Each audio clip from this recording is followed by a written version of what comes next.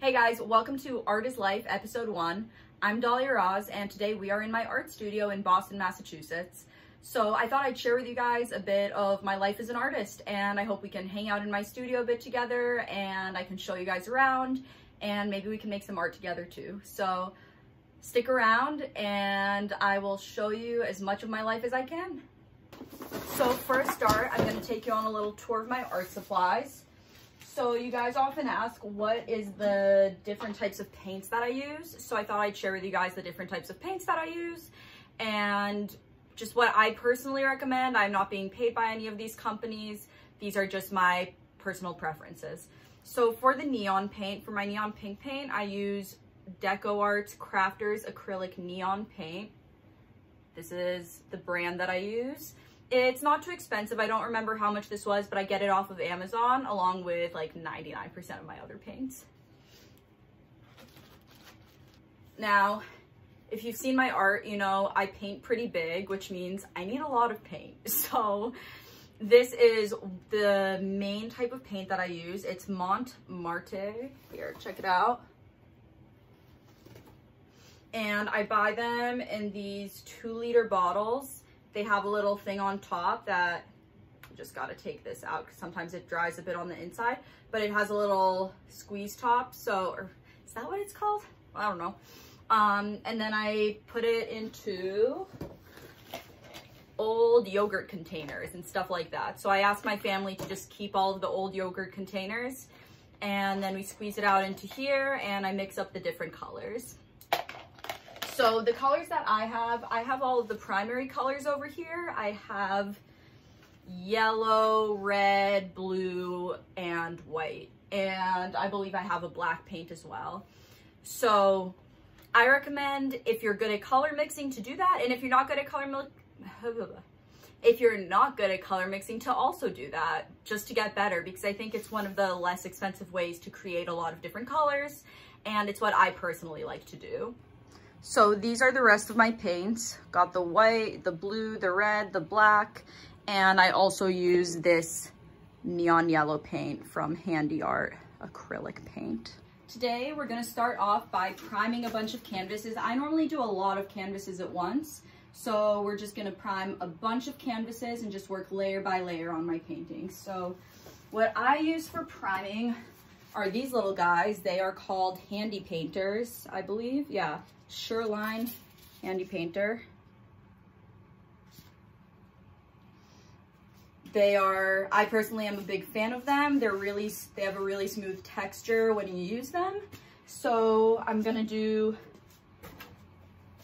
a purple background today. I've already mixed this purple color up. And I save it each time by putting some saran wrap on it. So I can just remove the saran wrap and the color is nice and fresh.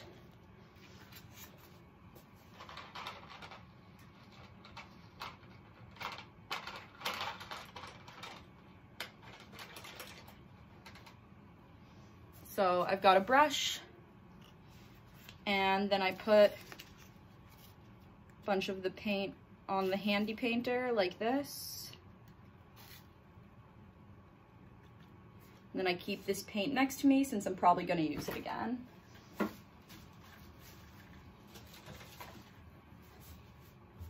And here we go. So I have this little easel here. It cost me roughly $25 from Amazon. That is where I get most of my art supplies.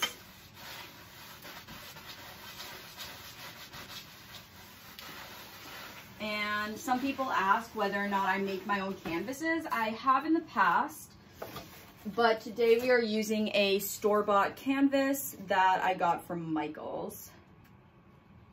And we need to reapply the paint to the Handy Painter because we are out of paint now.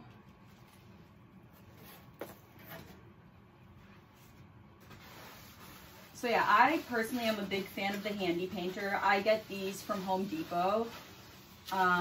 They cost about $2 or $3 each. Not too expensive because they also get ruined pretty fast.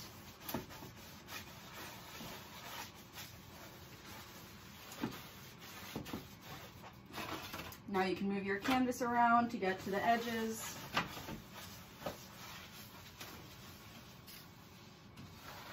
And then I like to sort of do this to smooth out the paint. Not that you see it too much, and I'm no perfectionist, but just having a good time.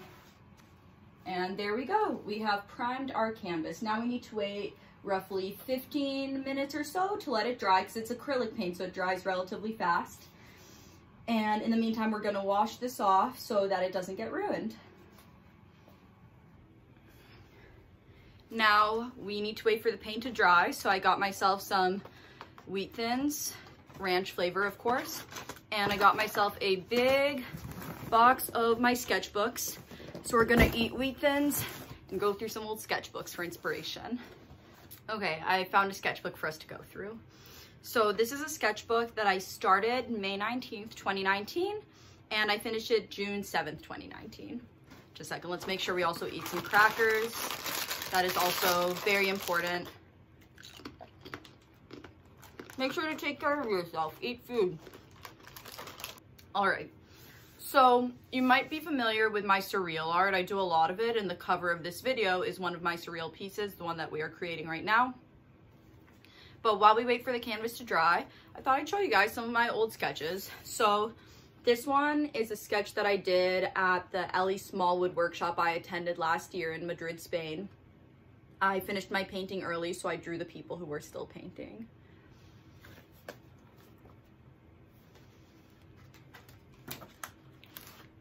One of the people in my class in the workshop decided to take a nap after she finished painting. So since we were both done with our paintings, I decided to draw her napping. She was well aware that I was doing this. It was not weird.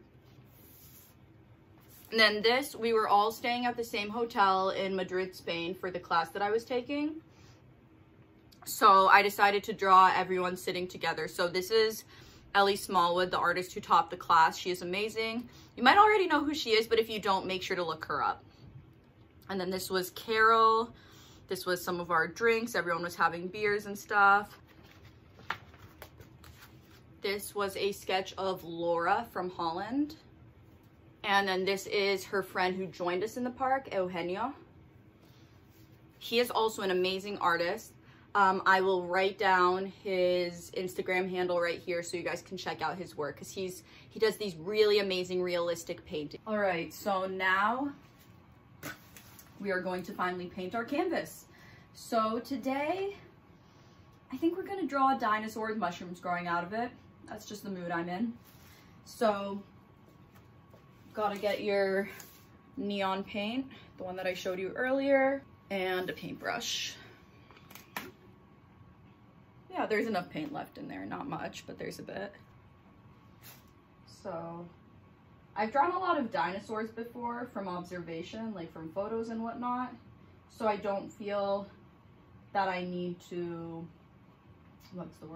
that I need to look at a reference photo for this.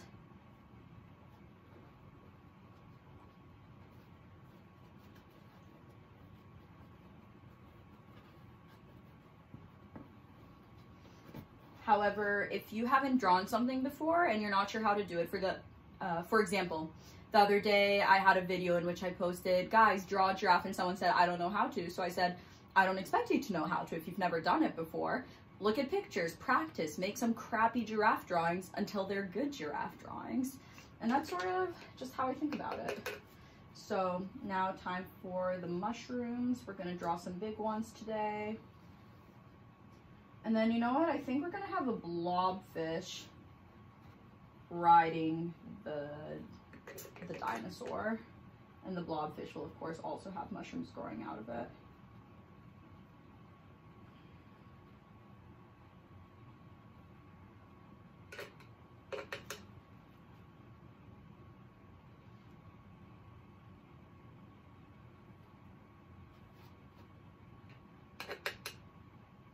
And then there's gonna be a bunch of little mushrooms growing out of its head.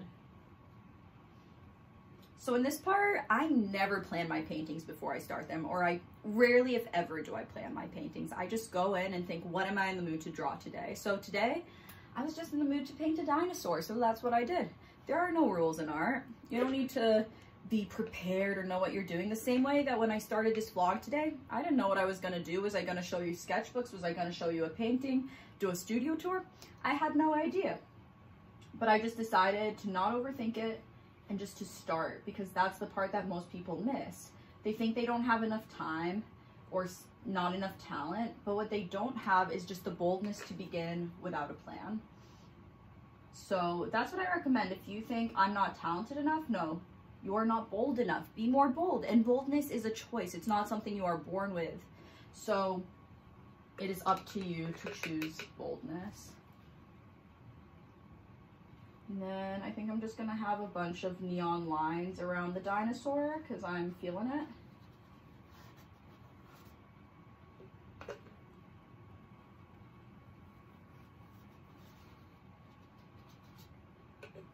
When I don't know what to do, I just add some lines.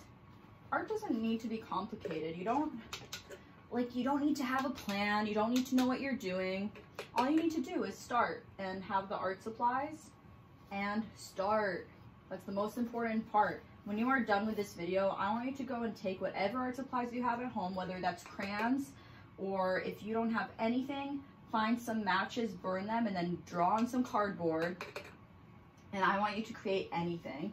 You can draw this dinosaur, you can draw just mushrooms, you can draw anything.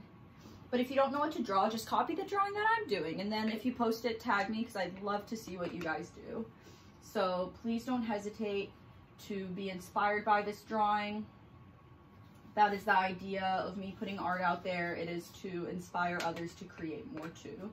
And I think when you do that, you don't feel as defensive about other people having similar ideas to you. You think, yay, I had influence on people, and that's what it's all about.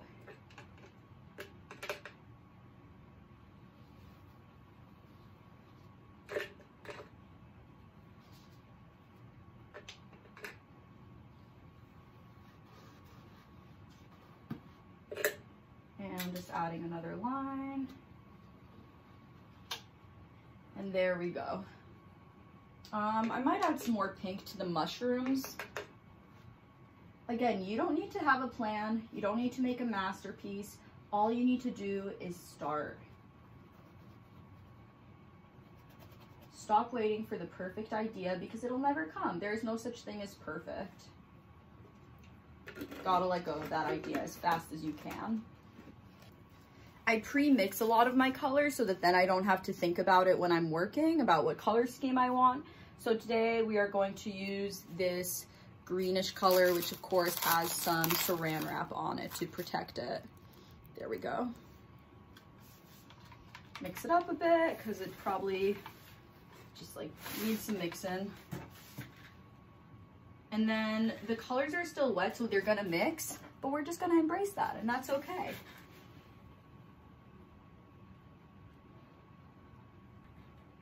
You can just really gloop the paint on. I don't know if gloop is a word, but it makes sense in art, and I think you knew exactly what I meant to say when I said the word gloop. And we don't mind that it's messy because there are no rules in art, and the people who are judging aren't creating themselves, and we don't value their opinion. If when I post this, someone says this sucks, you know what? That's not what I'm judging my art on. What I'm judging my art on is whether or not I enjoyed making it. And am I having fun right now? Hell yeah, I'm having fun. That is the most important thing. If you're having fun, you already won, and the critics can't get to you. Someone can say this is the worst painting ever, and I'll say that might be true, but that's not what I'm judging myself off of. I don't care if it's good. I don't care if it's bad. I don't care what your opinion is. All I care is that I had a good time. And that I did.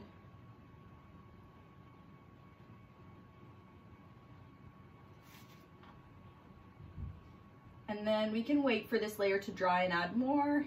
And you know what? Look at us. We're splashing around, and that's okay. There's nothing wrong with that. So I'm thinking we're just gonna make the blobfish white. I've got some white paint over here. I think this is actually gesso, but that's okay. Also, it's covered in saran wrap to protect it. Got some white paint, and we're gonna go. and make ourselves a little white blobfish.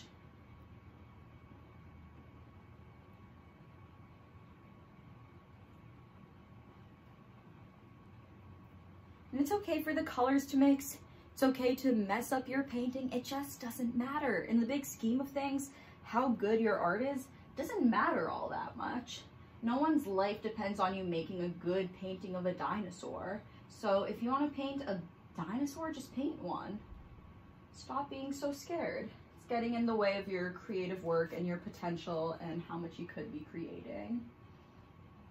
And then I think we're gonna also add a little white outline to Mr. Dinosaur. It's gonna be messy, and that's okay.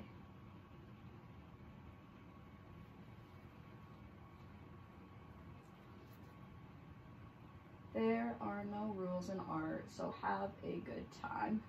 That's what's most important. Mess up your painting on purpose, make crappy art. Like I always say, shit art is better than no art.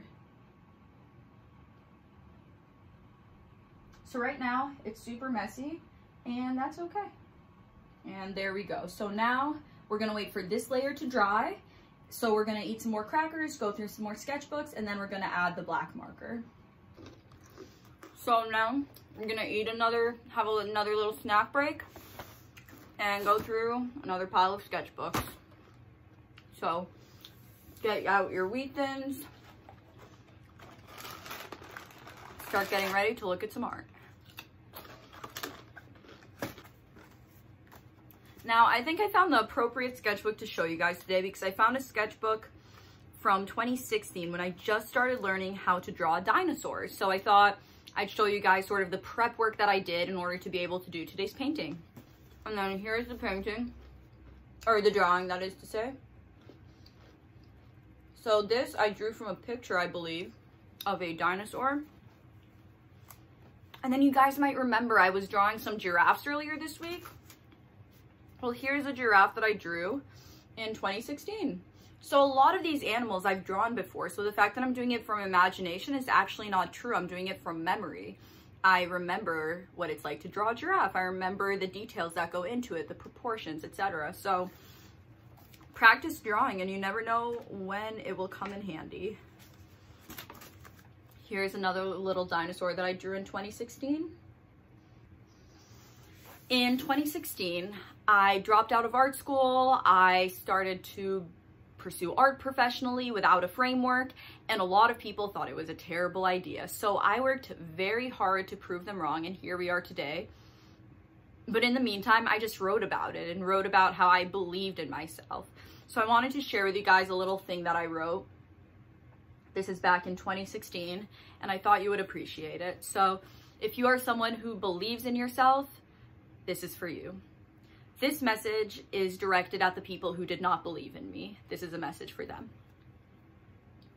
You believe that I speak of the future with such optimism because I am naive, because no one has told me to worry, because I have not thought this through. You are wrong. I have been discouraged more times than I can count, but I find evidence time and time again that there is a world in which hard workers succeed, and that only the most unrelentingly optimistic people live there. Do not be fooled by my optimism, for I have been discouraged by many, all like you, thinking you are doing me some service. But I go into this world and take the risks I do extremely well informed. I am not the one who is misguided. That person is you. And I love that I wrote that. Sometimes it is so helpful to just write out exactly what you're thinking without someone telling you you're wrong. And I highly encourage journaling as a way to think through your creative process, to think through the big picture of what you are doing. I journal every single day, and it's amazing to have this record from 2016. So I thought you guys would appreciate that. So yeah, now I'm going to start editing this video, which I'm not going to show you in the video since I have to edit it. And then once the painting is dry, then we will add the marker and then we will be done. And now it's time to add the markers. So I am mostly going to be using my Posca markers today. I'm a big fan of these. This is more or less dry. There's one area that's not completely dry, but I'm really impatient, so I'm just going to start. But I don't recommend doing that even though that's what I'm doing. So here we go. We're gonna start with this chunky little guy. I love this little marker. Gonna do a little, I like to go around the eyes and add a lot of lines and make it look like this is a really sleep deprived animal.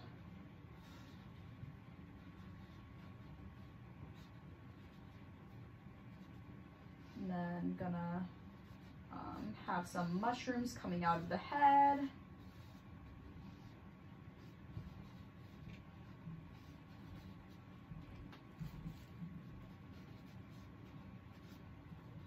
Now, mushrooms are actually pretty simple to draw when you look at them enough.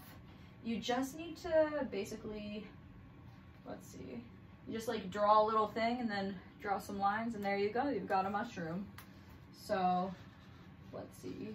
As we know, T-Rex's arms are really small and weird, at least according to the skeletons of them that we have found.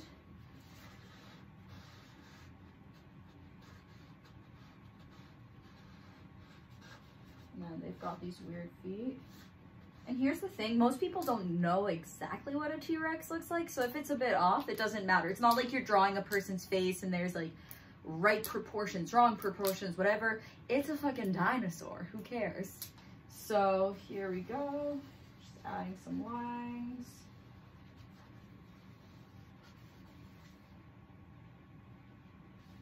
Got ourselves a little seahorse here because this is our imaginary world in which anything can exist. So if we want a seahorse in a prehistoric dinosaur land, no one can actually stop us from doing that. And that's pretty incredible. So here we go, another mushroom, just add some lines beneath it. Let's see, just gonna add the top part of this mushroom. Yeah, when you don't know what to draw, I think of it this way. When Bob Ross didn't know what to paint, he would add another tree to his painting. When I don't know what to paint, I add another mushroom. So honestly, that's really true though. So then we've got our little blobfish down here. Let's not forget about Mr. Blobbyfish. That is riding our dinosaur.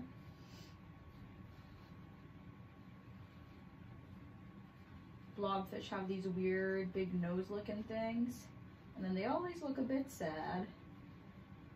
So that's what we're gonna draw. Gonna have one more mushroom coming out of the side of its head.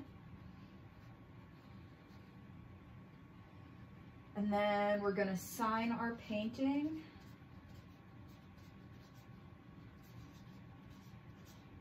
I like to also write the year because it's cool, like 20 years from now we'll be looking back and be wondering when I made this, and we'll know, 2020. So, oh, just need to add one more thing.